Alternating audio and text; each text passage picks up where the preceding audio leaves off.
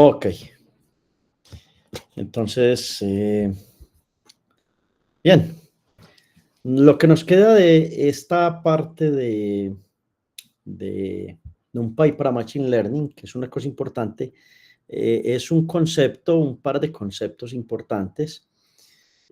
Un concepto que es vectorización, que es una operación que generalmente pues, no se hace mucho, no se conoce mucho, se utiliza mucho en el mundo de IA, pero no no en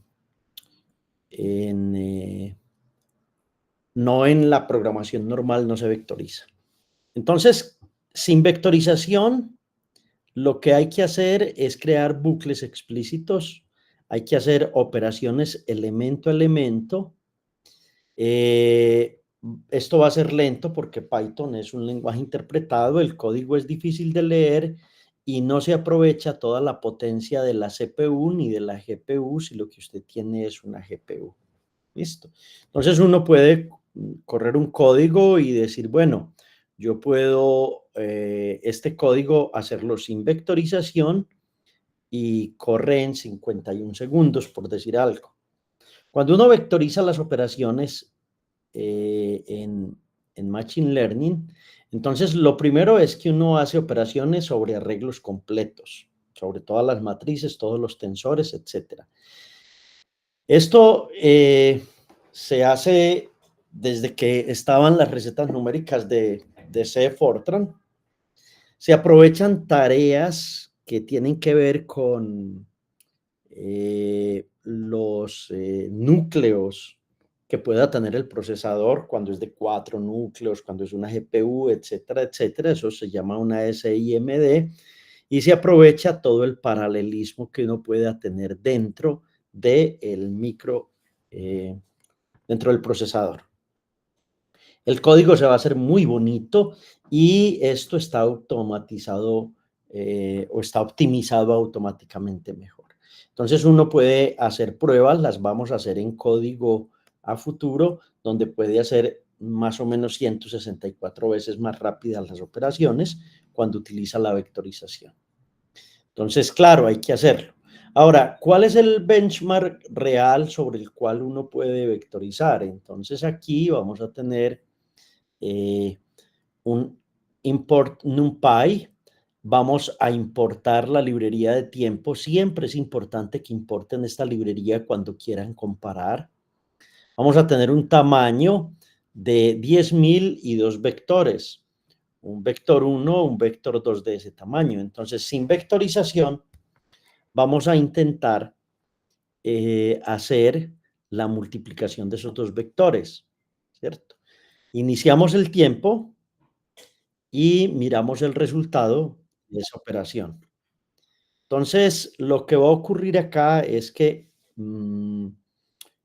podemos ver el tiempo que toma esta operación. Entonces, uno puede correr este código sin mayores dificultades y va a mirar cuál es el slide o el tiempo que uno tiene para hacer esta operación de dos vectores de 10.000 por 10.000.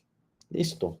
Uno corre esto y puede medir y ese fue el que me dio ese tamaño. Entonces uno lo puede hacer con Python normal y lo puede hacer con NumPy y va a encontrar unas mejoras muy, muy grandes entre los dos vectores. Listo. ¿Qué es lo que uno vectoriza? Esto es como de las cosas que uno empieza a ver en inteligencia artificial cuando quiere aprender esto seriamente. Entonces, uno puede hacer vectorización de operaciones aritméticas como la suma, Hadamard, multiplicación matricial. Y también puede hacer vectorización de operaciones matemáticas. También puede hacer comparaciones, puede trabajar todo el tema de medias, desviación estándar, todo eso que uno quiera trabajar. Puede hacer agregaciones en ejes, es decir, uno puede hacer sumas y poner esas sumas por columnas, por filas, o puede ordenar todo lo que es, puede ordenar elementos. Entonces, ¿qué es lo que pasa? Para probar esta vectorización, yo les propongo a ustedes este ejercicio. Tomen este, estos dos arreglos y hagan todo este conjunto de operaciones y hagan todo este conjunto de operaciones y van a ver los resultados completamente vectorizados. Regla de oro, la regla número 1 de la inteligencia artificial es, si usted ve un bucle que tiene for, con toda seguridad se puede vectorizar, porque los bucles for lo que van a hacer es lo que teníamos en el ejemplo anterior, y es que elemento a elemento uno puede, uno con un bucle for tiene que hacer un recorrido sobre todo el arreglo elemento a elemento y luego multiplicar con los otros elementos, y eso se vuelve sumamente lento, y por eso pues se inventó la vectorización como la técnica maestra en este lado. Bueno, hay una operación en NumPy, ¿cierto? Que es una operación curiosa, ¿cierto? Se llama Axis. Esto es importante, y es que tomen, por ejemplo, un arreglo, ¿cierto? Y uno puede hacer una suma completa, ¿cierto? Sin Axis, y también puede colapsar filas o columnas de manera horizontal o manera vertical utilizando una operación que se llama Axis. Axis 0 colapsa filas y Axis 1 colapsa columnas. Profe, no le he entendido qué es lo que quiere hacer. Pues la mejor forma de entender esto es ponga el ejemplo, ¿cierto? Ponga este ejemplo en su Jupyter Notebook o donde usted quiera y utilice esto y mire cuáles son las operaciones que uno obtiene. Entonces, por ejemplo, si uno hace una suma de A en Axis 0 va a obtener 5, 7 y 9. ¿Por qué? 1 y 4, 5, 2 y 5, 7 y 6 y 3, 9, ¿cierto?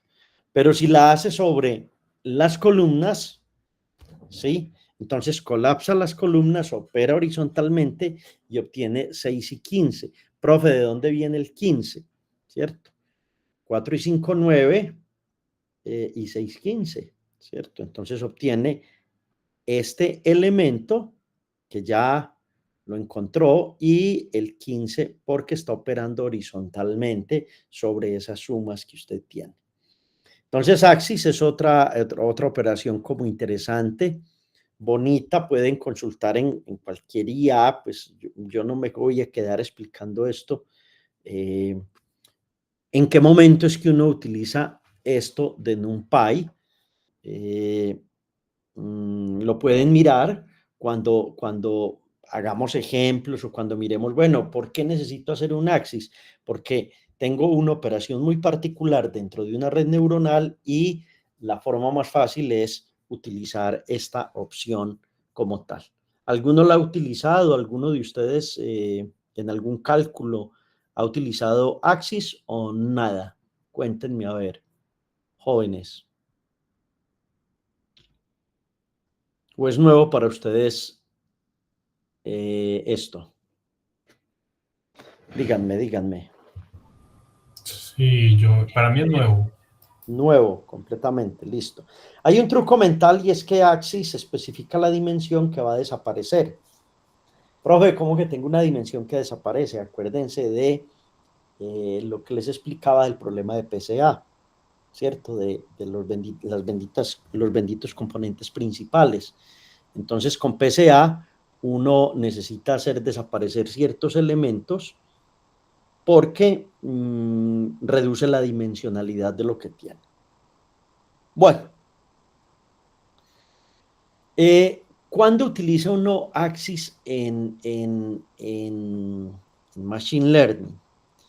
Entonces, cuando uno normaliza datos, cuando procesa lotes, cuando utiliza una función de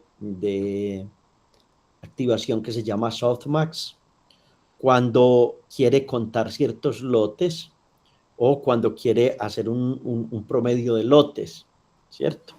Entonces, aquí se muestra un dataset que tiene este número de elementos, ¿sí? Y uno quiere normalizar cada característica. Acuérdense de las características, que esto es una matriz. Voy a recordar eso porque de pronto se les olvida.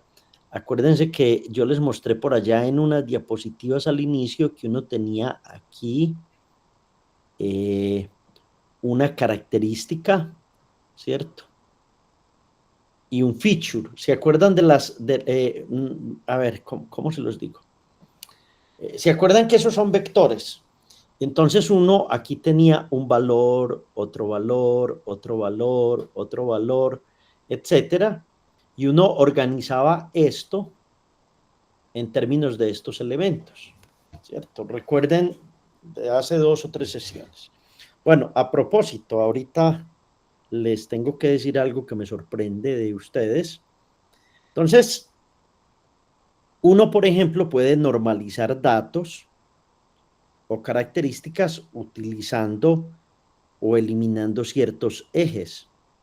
O uno puede hacer uso de la función softmax para ciertas clases que uno tiene dentro del dataset. Esto realmente uno entenderlo aquí es complejo porque uno lo utiliza es cuando está haciendo ya resolviendo problemas o en los proyectos que uno necesita, pero es muy importante que tengan claro esto y que vayan al libro y miren en el libro cómo se utiliza Axis para ir eliminando ciertas, ciertos valores columna, ciertos valores fila que no son tan interesantes cuando uno está haciendo, normalizando un dataset, que es la parte que sigue dentro del curso de IA que estamos trabajando. Ok, borramos esto, enseguida les pongo ejemplos. Esto está muy bueno aquí. Pregunta interactiva 4, esta está buena, esta me gusta, me gusta.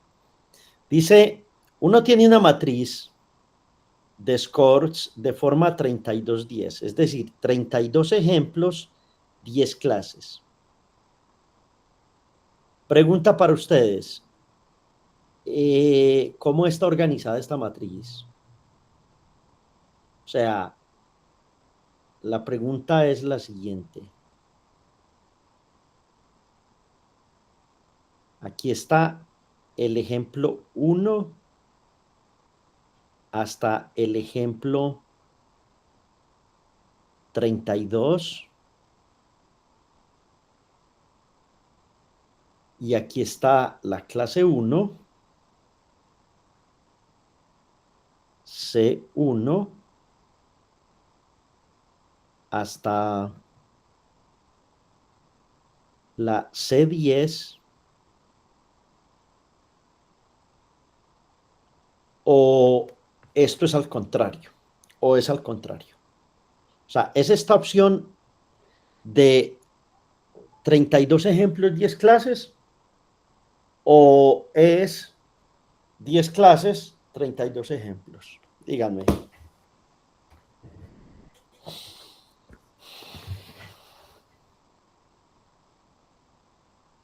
Pues la forma denota filas y columnas, así en ese orden, así que sería tal y como usted lo puso. Tal como lo tenemos aquí. Es decir, que este sería el vector X1, sí o no, o X sub 1, que va a tener 10 columnas, 32 filas. O sea, estas son las columnas, sí, lo mismo que dice Mateo. ¿Sí? Es esa que tiene ahí, profe. Las columnas son la cantidad de, que dice branch, características y las filas son los ejemplos de cada característica. Listo, las filas son los ejemplos. Ok. Entonces estamos todos, lo borré, no lo borré. Estamos todos en que este es X1 y esto es X sub 32 y que entonces este señor tiene este número de características. ¿Sí estamos? Bien. Entonces, dice, para obtener la clase predicha de cada ejemplo, usando Axis, entonces, ¿qué hay que hacer? Tomar scores,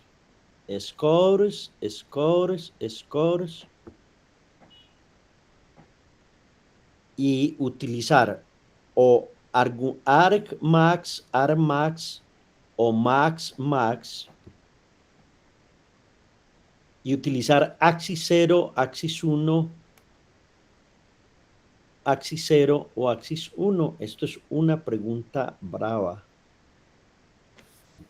¿Sí? Es una pregunta como ya de un curso de posgrado de IA. Eso uno, ¿qué me están preguntando? Esto se ve interesante, se ve fino, se ve fino el asunto. Primero, ¿cuál es la pregunta que le están haciendo a uno?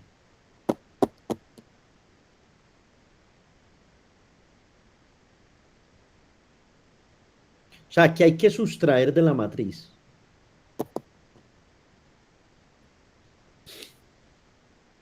Las clases.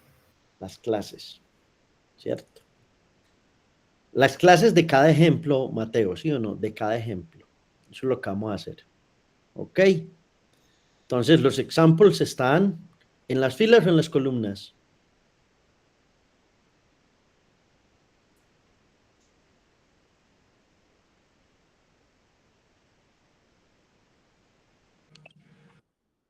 En las filas. En las filas. Bien, entonces, ¿cuál de estas opciones será? Es difícil adivinarla, ¿no? A menos que uno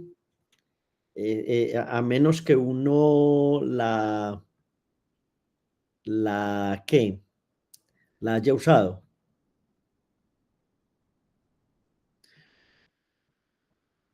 Díganme.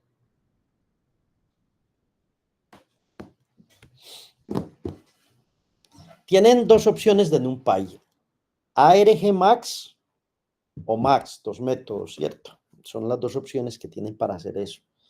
Lo otro es Axis 0, Axis 1, Axis 0, Axis 1 son como iguales. Los scores pues son variables ahí. Entonces, ¿alguien tiene la respuesta? ¿Alguien se va por la 1, la 2, la 3, la 4? Está difícil la pregunta. ¿Sí?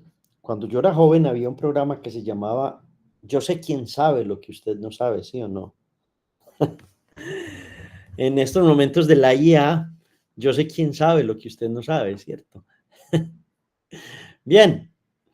Entonces, miremos esto. Resulta que con axis igual 1 se colapsan todas las clases, o sea, se vuelven ¿qué? Filas o columnas. Y se devuelve el índice del máximo por cada ejemplo, ¿cierto? Entonces, la idea es, estamos buscando el argumento máximo de cada ejemplo, ¿sí? Entonces, aquí vamos a hacerlo. Vamos a encontrar cuál es el valor máximo en cada ejemplo. Uno puede encontrar el mínimo, puede encontrar la media, puede encontrar el valor estándar. Profe, ¿realmente qué es lo que me estás enseñando que no te entiendo? Lo que te estoy enseñando es esto, muchacho y muchacha de Dios. Es que uno va a tener unas matrices o unos tensores muy grandes. Entonces aquí están estos señores, X1, X32, y esto va a estar poblado completamente de números, ¿cierto? Números que son lo que entiende la inteligencia artificial. La inteligencia artificial no es capaz con nada más que números, ¿cierto? Entonces, aquí lo que me están preguntando es que uno puede tomar todos estos valores, ¿cierto? Y uno puede sacar el valor máximo, puede sacar el valor mínimo, puede sacar la desviación estándar, puede hacer toda la estadística que usted quiera sobre este elemento. Pero, ¿qué ocurre? NumPy le va a permitir a uno, por ejemplo, coger todos estos o coger todos estos o comparar uno con otro utilizando las opciones de Axis que uno tiene disponibles. ¿Ok? Eso es fundamentalmente lo que uno empieza a hacer. Entonces nos tenemos que devolver de diapositiva. Ah, profe, ahora sí entiendo esto de aquí. ¿Qué es esto de que Axis me sirve para normalizar, para hacer procesos por lotes, normalizar por clase, etcétera, etcétera? Entonces es porque fundamentalmente voy a poder entrar dentro de ese arreglo matricial, dentro de ese tensor, y voy a poder hacer todas esas cosas que quiero hacer. ¿Ok? Bien, eso se aprende haciéndolo, no se preocupen. Hay otra operación lindísima en NumPy que es el broadcasting, ¿cierto? ¿Qué problema resuelve? Sumar un vector a cada fila de una matriz. Un vector a cada fila de una matriz. Ay, profe, ¿qué es eso tan raro? O sea, ¿qué me estás queriendo decir o qué estás queriendo decir con esto? Sumar un vector a cada fila de una matriz. Tengo una matriz o un tensor. Tengo una fila, ¿cierto? Una fila. Y dice que este señor coge un vector, este vector, y lo suma a cada fila de una matriz. Lo suma a esta fila, a la fila que sigue,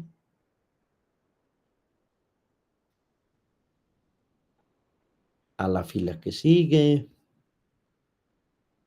Esto es muy bonito, jóvenes. Yo no sé si ustedes se apasionan con esto, pero esto aquí hay mucho ingenio humano, hay mucha curiosidad, y el ingenio humano es algo que uno tiene que valorar, ¿cierto? Uno tiene que decir, Dios mío, ¿cómo hemos llegado tan lejos?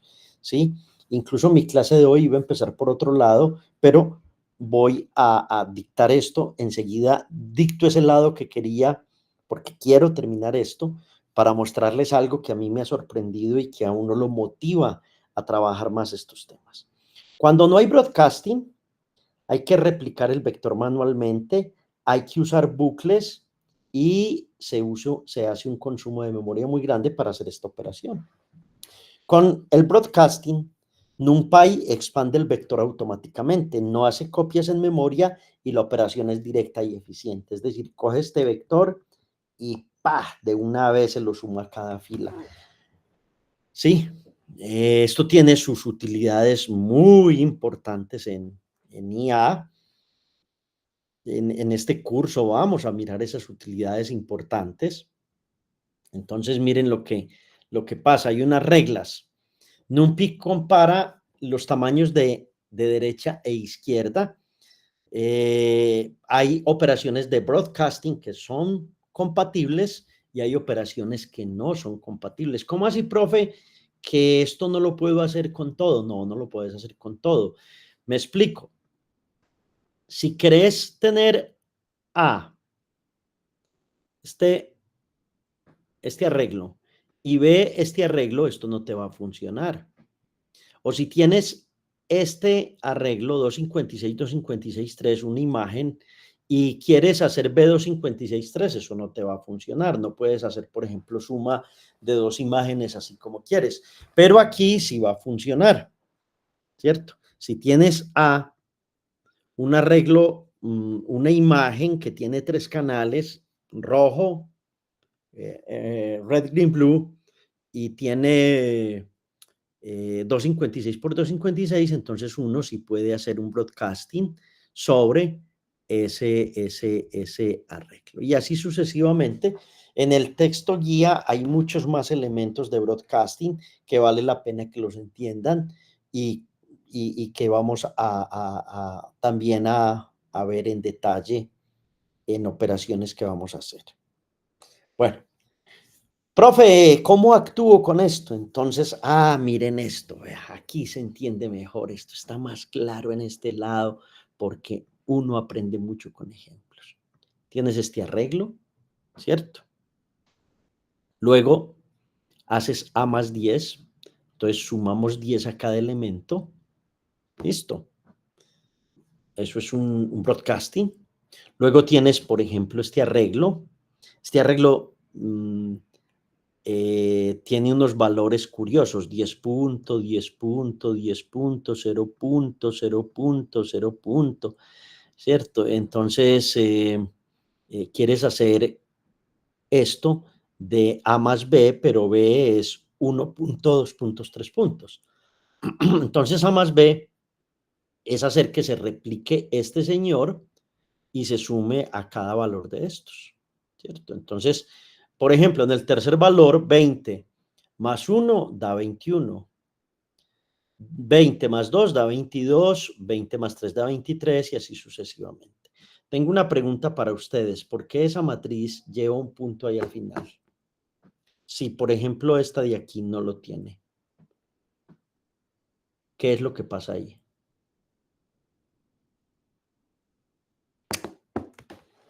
¿Alguien tiene ideas?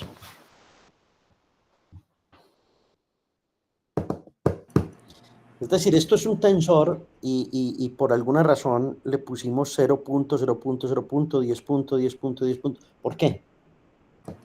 Profesor, una pregunta. ¿No es porque ahí está trabajando con datos de tipo de punto flotante? Indudablemente joven. Es decir, estamos haciendo operaciones matriciales con punto flotante. Entonces, por eso hay que hacerlo de esa manera. En cambio, aquí estoy trabajando con enteros. Estoy en un int y aquí estoy usando un float. Perfecto. Jaime, gracias por tu ayuda, muchacho de Dios. Muy bien, eso me gusta mucho que lo hagamos de esa manera. A ver cuánto me falta para terminar esto. Yo veo si hacemos el pomodoro o no lo... no, sí me falta. Esto está largo, muchachos. Todavía me falta. Me faltan 15 diapositivas. Wow. Pero voy a parar esto.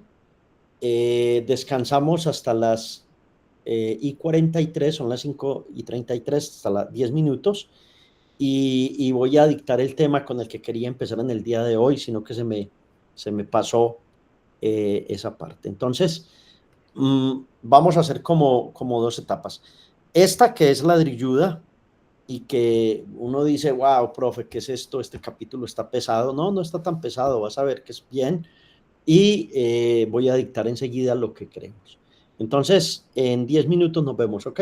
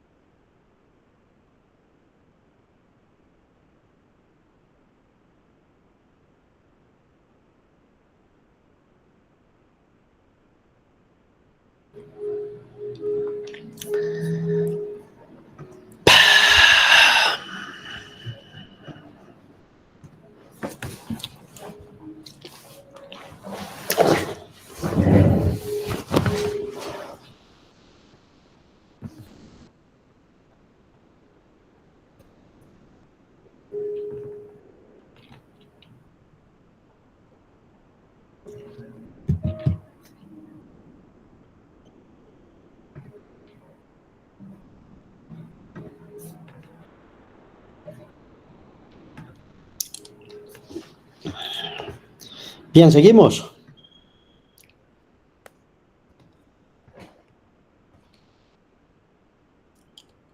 Ok, vamos a seguir jóvenes con esto.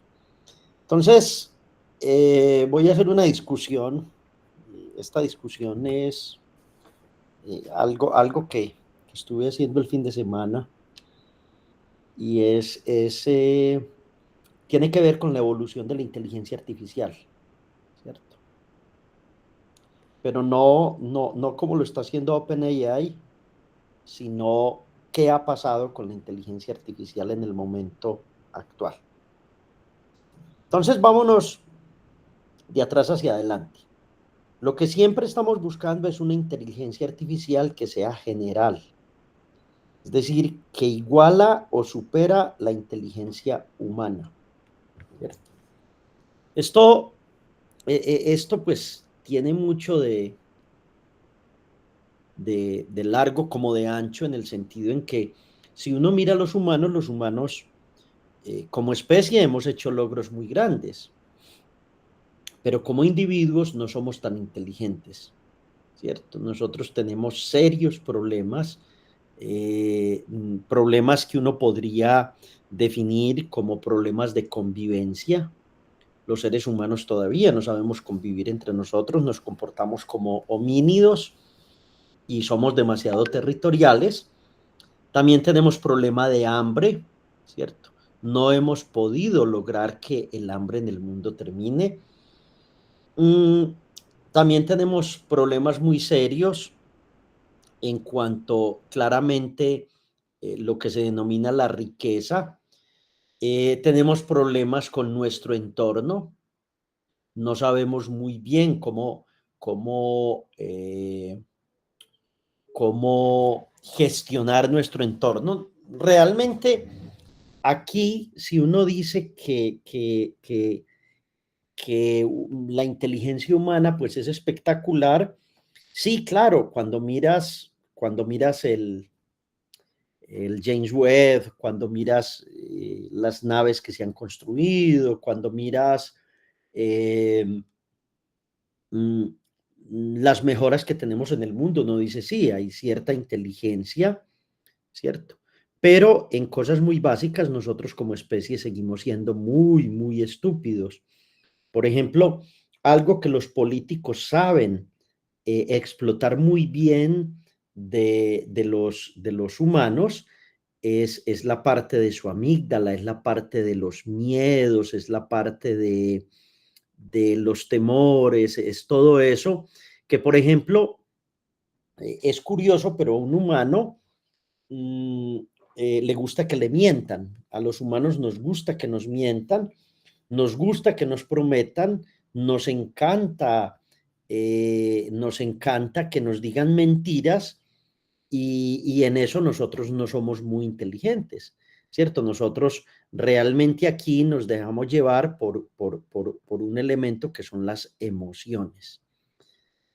Y los políticos y muchas personas a nuestro alrededor, no necesariamente políticas, nos administran emocionalmente.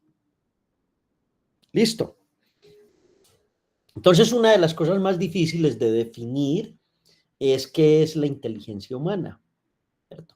Si la inteligencia humana es conseguir dinero y dinero y llenarse de bienes, pues entonces uno podría decir que los más inteligentes en el mundo son los futbolistas o son los señores de la NBA o son etcétera, ¿cierto? Pero claramente, pues eso no es de esa manera. Discúlpenme, yo miro una cosa antes de seguir con ustedes. Este es. Voy a tener que interrumpir un minutico, me disculpan. Yo interrumpo un minutico y contesto.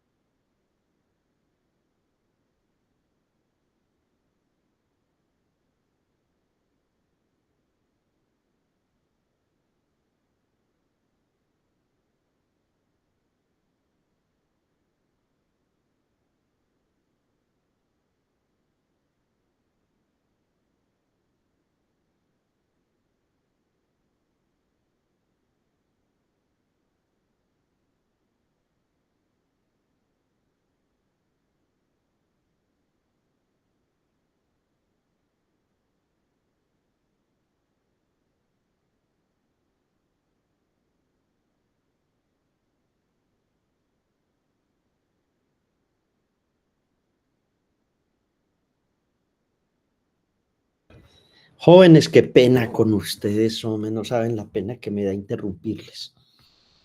Pero me van a tener que dar, vamos a hacer unos pomodoros corticos ahora porque necesito arreglar algo importante. ¿Listo? Entonces, bueno, aquí tenemos serias dudas sobre esto de la inteligencia humana, ¿cierto?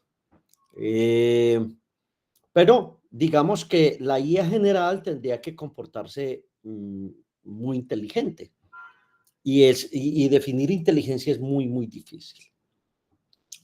Hay un paso que es cuando la inteligencia artificial realiza el trabajo de una organización completa.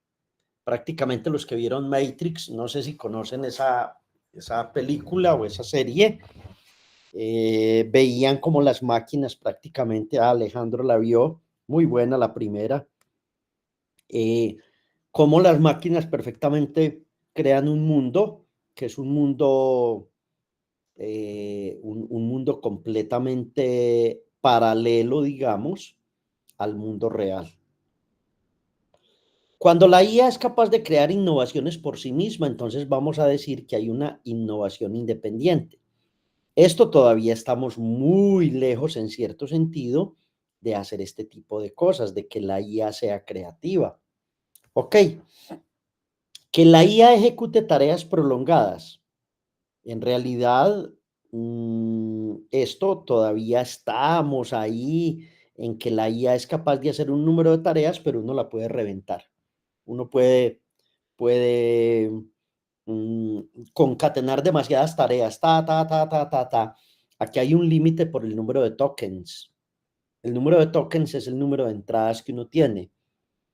Entonces, concatenar token concatenar 100.000 tokens con lo demás es más difícil. En la etapa en que estamos es esta, ¿cierto? Se resuelven problemas simples como un experto y ya se tiene una interacción de este estilo.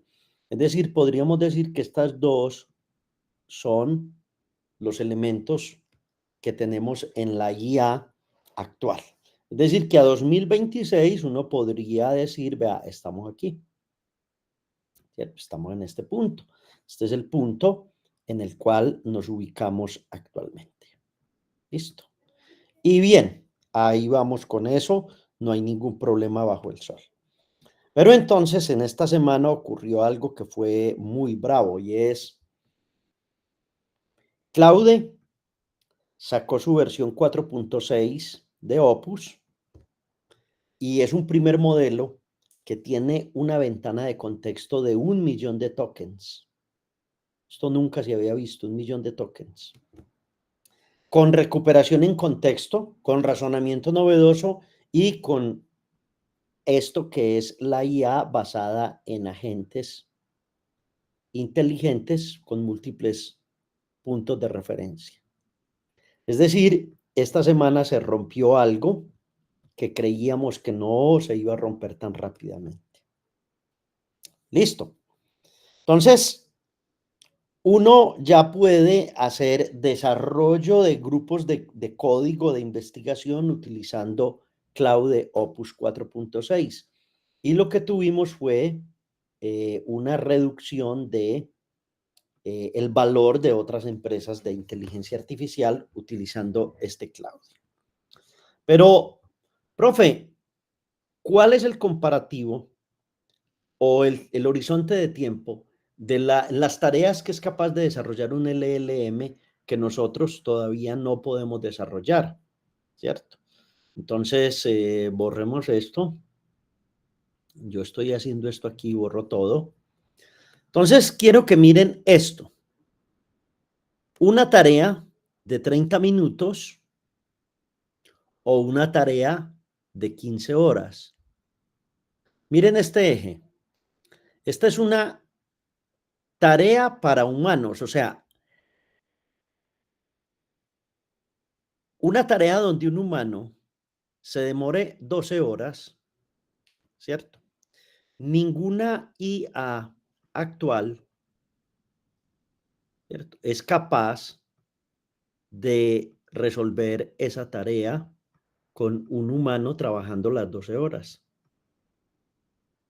Pero, miren esto.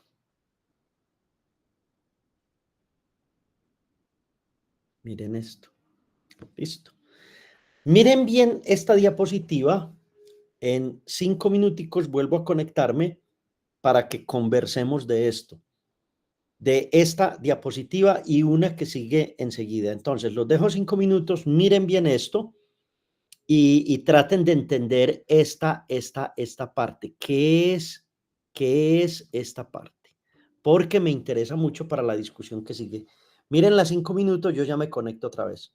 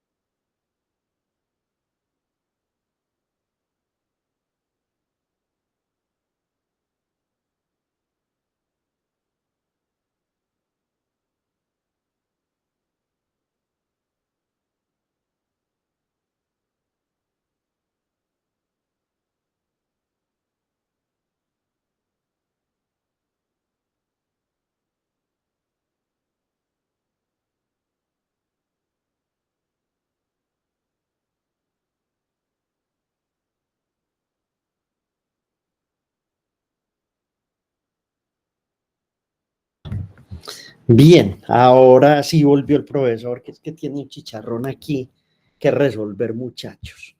Observen entonces dos cosas importantes. Borremos esto y observen en esta diapositiva que el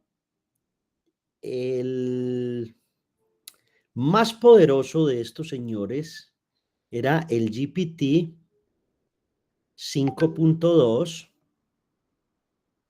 y este señor podía hacer trabajos más o menos de 7 horas de un ser humano, ¿cierto? Y resulta que esto se nos pegó esta disparada. Esto. Y aquí todo el mundo está nervioso y asustado. Entonces sigamos con esto. Sigamos con esto. Miremos la siguiente diapositiva. Esta es un poco miren que esta pues tenía un horizonte de 15 horas, ¿cierto? Estábamos más o menos en este horizonte de 7 horas de un humano, ¿sí?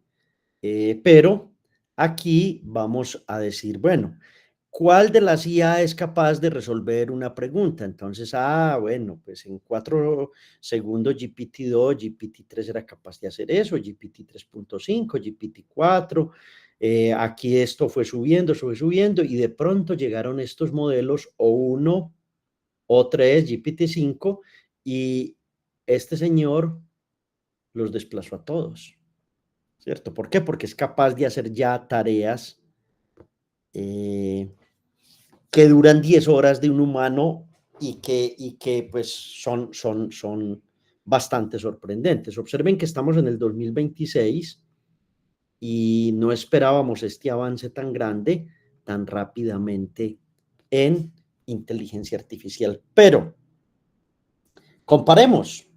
Profe, entonces, ¿cuál modelo, por ejemplo, es mejor como modelo para tener agentes inteligentes en búsqueda?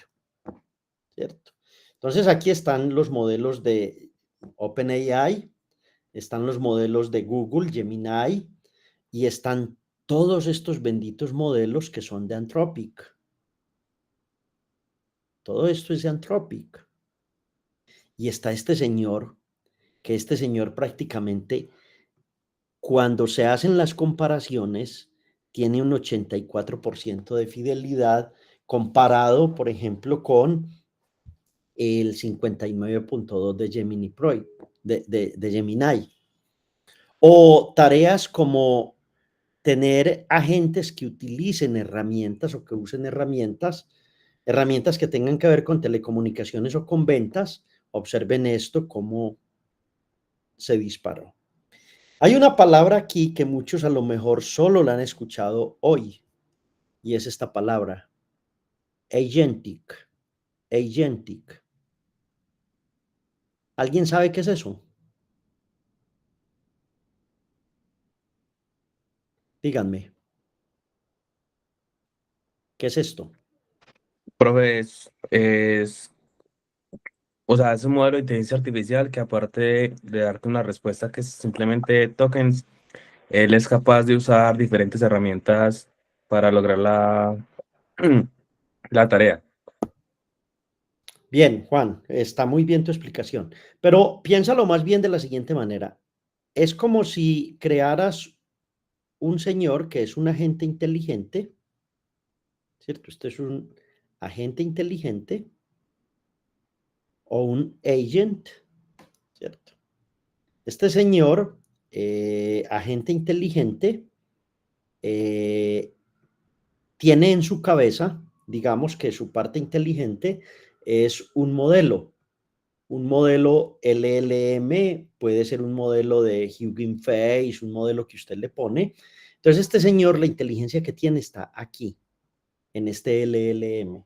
¿Listo? Entonces, este señor, que es un agente, él es capaz de censar el medio, ¿cierto? Y de actuar sobre ese medio y tomar acciones, ¿cierto? Acciones. ¿Ok? Entonces eso es una forma de ver la inteligencia artificial basada en agentes inteligentes que inventó un profesor. Yo tengo ese libro cuando yo hice mi doctorado. Es este libro. Ese concepto lo inventó Michael Wooldridge, este señor,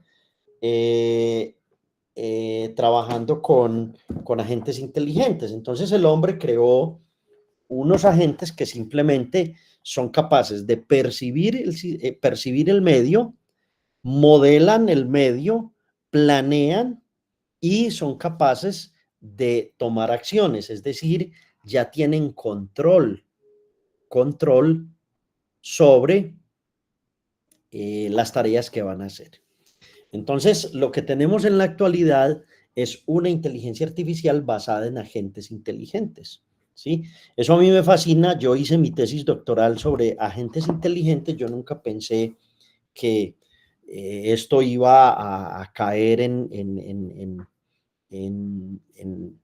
esta parte y que los LLMs iban a servirnos para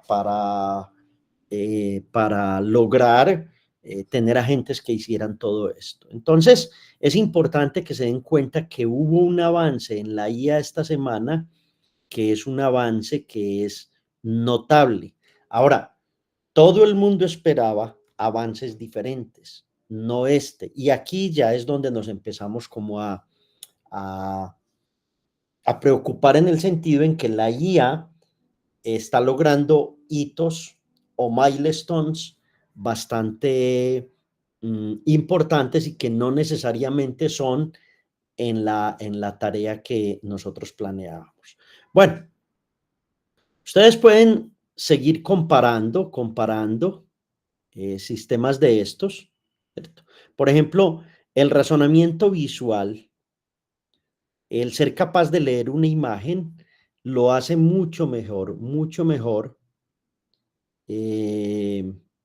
esta herramienta GPT que esta otra.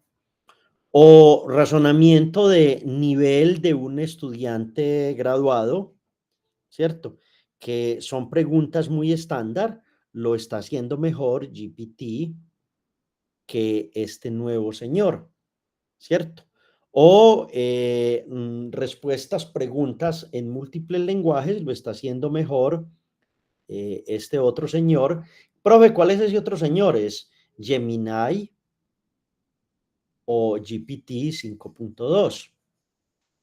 Pero, ¿qué pasa? ¿Qué pasa?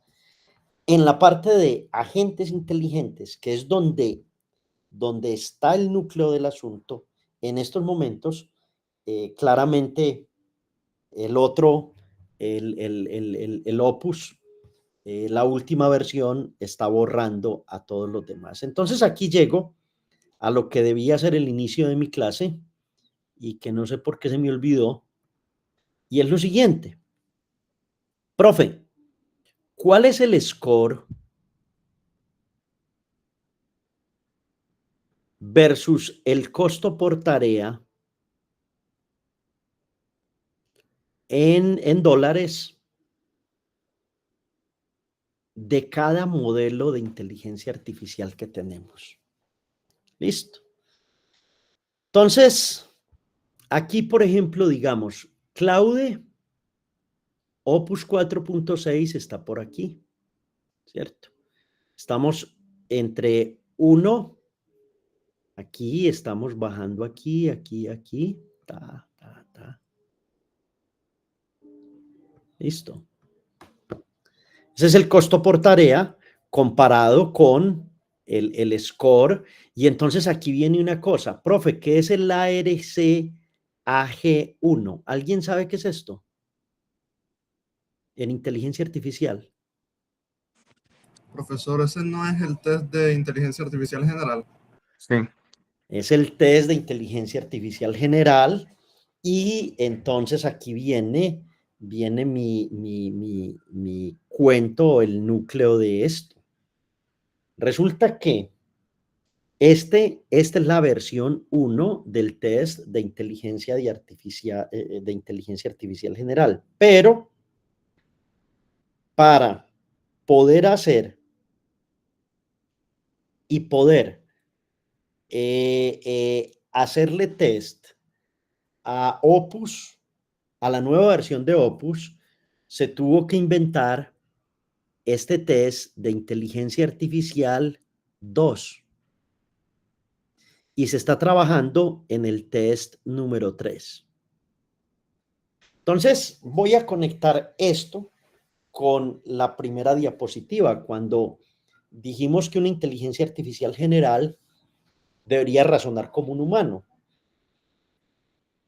Aquí les tengo 3 enlaces. Esta presentación se la voy a compartir, pero en estos 3 enlaces más o menos se muestra cuáles son las preguntas y los test que una inteligencia artificial debería responder para considerarse una inteligencia artificial general. ¿Ok? Es importante que miren este video de YouTube, este otro video de YouTube y este benchmark que tengo en esta diapositiva para que ustedes como que de una vez digan, ah, estoy en un curso de aprendizaje automático, pero venga, ¿cómo evalúo yo qué tan inteligente es la máquina o es el sistema que tengo? Entonces, quedan 2 preguntas que son muy importantes y que son el centro o el núcleo de esta presentación, de esta segunda que hice. 1, ¿qué son estos test y cómo se desarrollan? Y 2, ¿por qué la línea que teníamos de evolución de la inteligencia artificial fue en estos momentos sobrepasada por Opus 4, por esta nueva versión de Opus? Es decir, ¿qué fue lo que hizo Opus que no esperábamos que ocurriera tan rápidamente? Entonces, cuando yo llego a esto, suelo dibujar lo siguiente. Suelo dibujar un tren. Aquí tengo un tren. Hagan de cuenta que esto es un tren, ¿cierto? Y que este tren es el maglev, ¿cierto? ¿Saben qué es el maglev, no? El tren más veloz del mundo. Este tren va a una velocidad de alrededor de 300 kilómetros o 350 kilómetros por hora. Listo, esa es la velocidad del maglev. Ok. Entonces, este tren se llama la inteligencia artificial. Este tren está aquí y ese tren va andando a una velocidad de 350 kilómetros por hora. Y usted es un ser humano del siglo XXI que está parado en esta plataforma. Esta es la plataforma del tren. Entonces uno puede decidir montarse en el tren o puede decidir quedarse fijo acá. Fijo, ¿cierto? Usted puede decidir, no, yo no me monto en ese tren. A mí la inteligencia artificial me parece que eso es un cuento más de las tecnológicas, son los gringos, es el superpoder, es el imperio, es este, aquel. Entonces uno se monta en unas películas propias de personas con unos pensamientos muy extraños, ¿no? Muy extraños. Y dice, no, yo no me monto en eso es, bueno, usted verá qué carajos piensa de ahí. Pero si usted me pregunta a mí, que tengo 55 años y que me he montado en casi todos los trenes de estos, desde que nació Internet hasta todos esos trenes me ha encantado montarlos. Yo le diría, es usted demasiado tonto si no se monta en este tren. Ahora, ¿qué necesita uno para montarse en este tren? para ser exitoso en el tren. Resulta que el maglev tiene muchos vagones, ¿cierto? Muchos vagones. Todos van conectaditos, ¿cierto? Todos van conectados. Entonces usted puede decidir ir en el vagón de los que creen que saben inteligencia artificial y que lo único que hacen es manejar un LLM. Entonces este es el vagón de los que solamente preguntan a la IA, ¿cierto? Y de los que creen que no, pues eso ya lo sabe la IA. Sí, es que la IA en estos momentos es como si tuvieras todas las bibliotecas del mundo en tu computador, eso es sencillo. Pero hay otras opciones, por ejemplo, no, yo me quiero montar en el mundo de los agentes inteligentes, ¿cierto? O yo me quiero montar en el vagón de Quantum Machine Learning.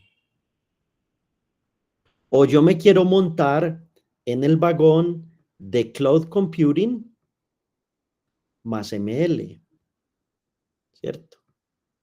O yo me quiero montar en el vagón de la IA generativa y aprender mucho, mucho de toda esa IA generativa, ¿cierto?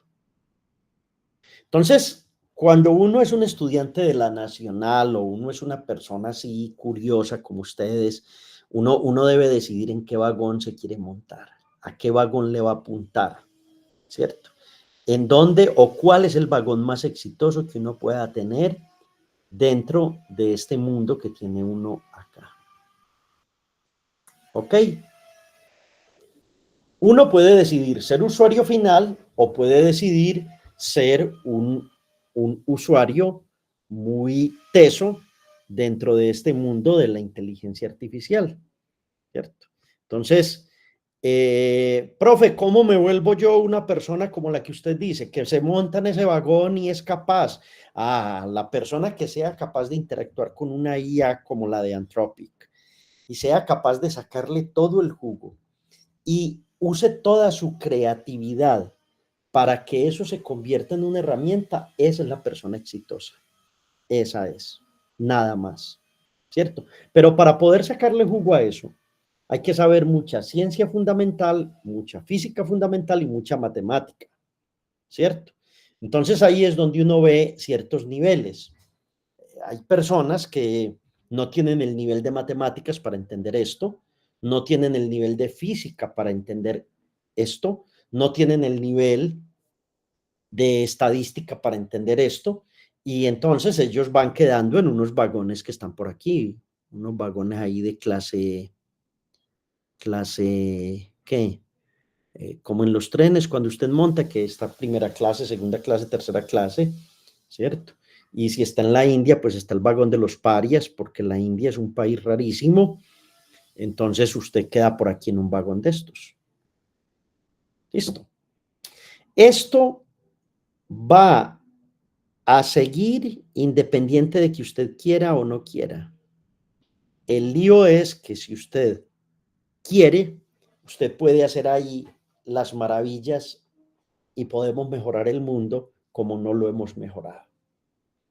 No, profe, pero es que eso se está usando con los drones, eso se está usando en la guerra, que no sé qué. Pues el humano, yo les decía, a veces obra de formas que uno dice, ve, qué inteligentes somos, pero a veces somos unos estúpidos de tiempo completo. Listo. Esta era la discusión que quería darles porque me parece importante. Por favor, para la próxima sesión, traigan claro qué es esto y cómo es que se le mide el aceite a una inteligencia artificial y qué son los tests generales. Estos tres enlaces son importantes para lo que quieren hacer. ¿Tienen alguna pregunta ahí? Nada. Bueno, ahora viene mi llamado de atención a ustedes. Y esto sí va a ser varilla. Bueno, no, debería dárselas es cuando termine mi grabación. para que la grabación no quede con el regaño que les voy a dar. Ok, descansen 5 minutos, son las 6:21, a las 6:26 nos vemos y hacemos unos 15 minutos finales de clase y con eso terminaríamos por el día de hoy, ¿les parece? Entonces descansen por favor 6 minutos, nos vemos enseguida.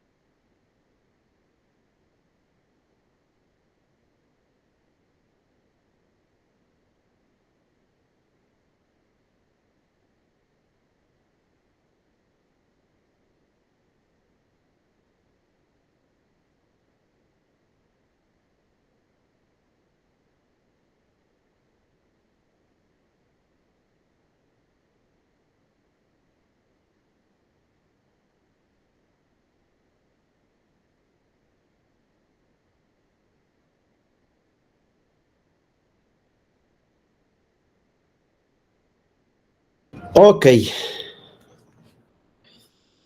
Bueno. Nuestra clase de hoy entonces va a terminar con esta parte que me va a demorar 7 minuticos con ella.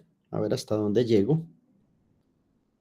Ya vieron entonces todo ese mundo. Si ustedes quieren explorar el mundo de los LLMs y de la IA generativa, el curso que sigue es un curso que trabaja mucho ese tema y sería el segundo curso que yo dicto sobre LLMs y sobre inteligencia artificial generativa el próximo semestre en el posgrado. Entonces, los invito para que si quieren aprender de todo eso, pues la tengan clara. Ok. Entonces, bueno, el broadcasting se suele utilizar mucho en la normalización de los datos. Todavía ustedes no entienden mucho qué es normalizar, pero uno puede hacer broadcasting automático conectándolo con la parte de calcular, por ejemplo, el valor medio en una columna, el valor estándar en una columna, y ahí entonces conectamos con algo que era el bendito axis 0, axis igual 0, axis igual 1, y calcular el valor medio en todo lo que es una columna de clases y de características. Entonces usted necesita sacar el valor medio de esta columna que tiene aquí. Entonces lo puede hacer en NumPy, operaciones que son muy valiosas como tal, u obtener para esta columna el valor estándar.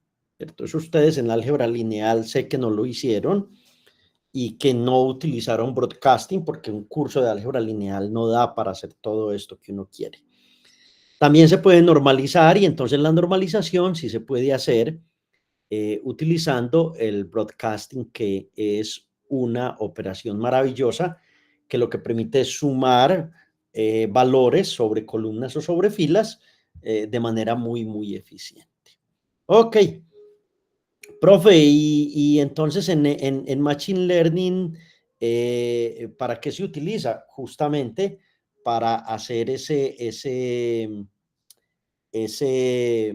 para poder comparar valores medios de columnas, valores estándar, para poder lograr que el dataset esté normalizado. ¿Listo? Bueno, esta pregunta interactiva no recuerdo de dónde la saqué. Tengo una imagen de shape, quiero multiplicar por 0. Ya. Listo, sí, ya me acuerdo. Ya me acuerdo. ¿Qué es esto? Este tensor. ¿Quién me dice qué es esto? ¿O qué representa este tensor? Una imagen de 256 por 256 de 3 canales.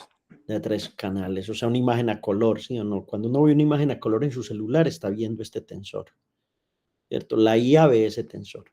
Entonces uno quiere multiplicar cada canal por 0.5, 1.0 y 1.5, porque puede mejorar la imagen o puede resaltar elementos de la imagen. Ahí ya tienen que ver procesamiento, el curso procesamiento de imágenes para poder como entender qué es lo que hay por debajo. Entonces usted necesita, ¿qué significa la palabra shape en inglés? Shape on my heart, creo que era una canción de uno de los cantantes así clásicos. ¿Qué es shape? La forma, perfecto. ¿Qué forma necesita el arreglo de factores para poder multiplicar cada canal por esto? Esta o cualquiera.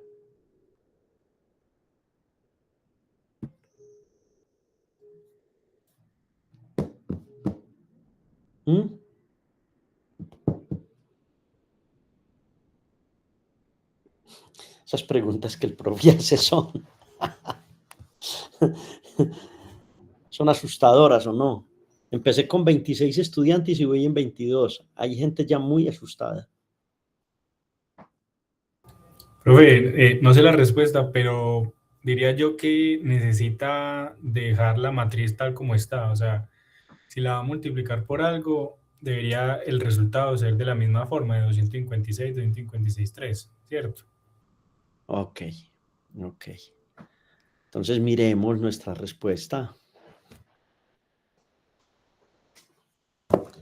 Es decir, la forma tiene que ver con el broadcasting que usted tendría que hacer, ¿cierto? Entonces, ¿qué es lo que pasa?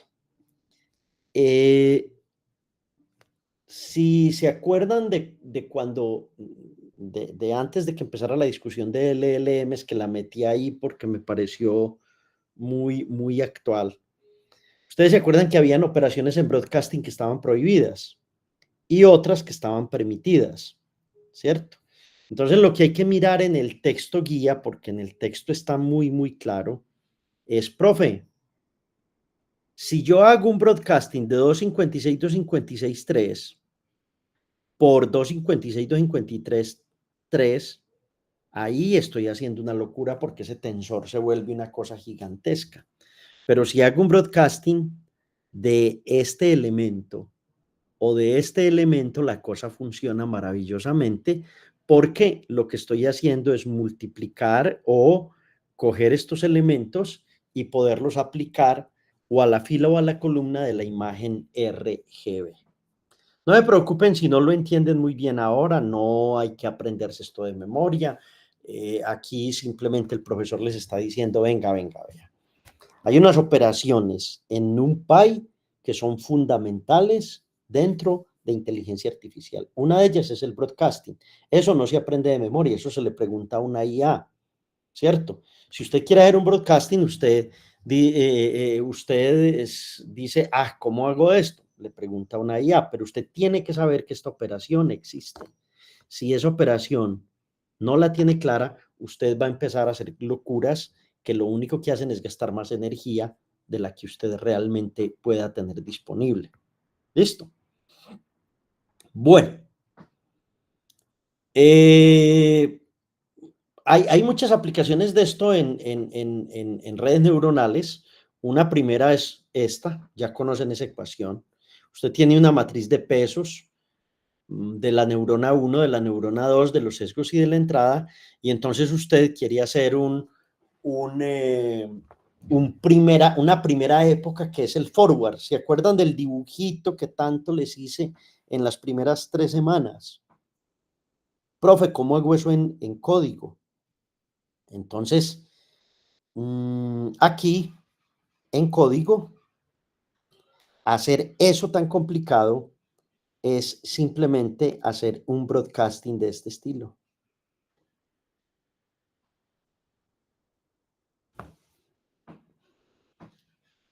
Qué locura, muchachos. Esto que se ve tan grande, tan gigante y tan difícil, con NumPy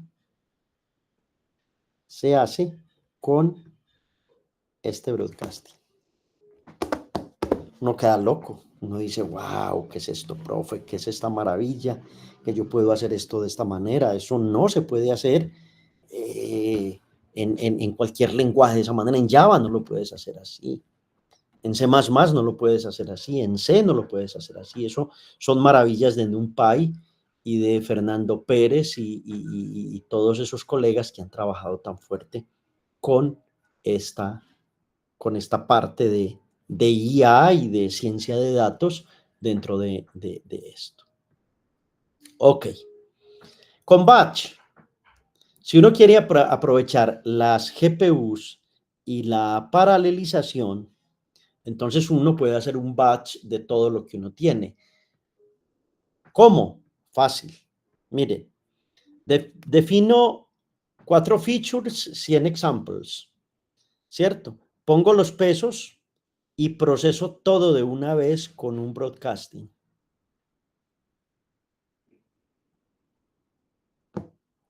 Aplico ReLU, que es la función de activación más maravillosa que conocemos en la actualidad. Y entonces, sin NumPy o sin NumPy, Esto sería un bucle sobre 100 ejemplos, sería lentísimo, pero con NumPy es una operación n matricial lista para una GPU. Entonces, las GPUs lo que hacen es aprovechar esto, la vectorización y el broadcasting, como tal, para poder lograr hacer este trabajo. Bueno, yo quedo en la 32 de 45, la próxima clase. A mí no me gusta ir tan rápido tampoco porque demasiada información, eso desespera. Siempre fui de los que más bien disfrutaba las cosas lento y pienso que los alumnos hacen lo mismo. El llamado de atención antes de irme, pero voy a detener la grabación.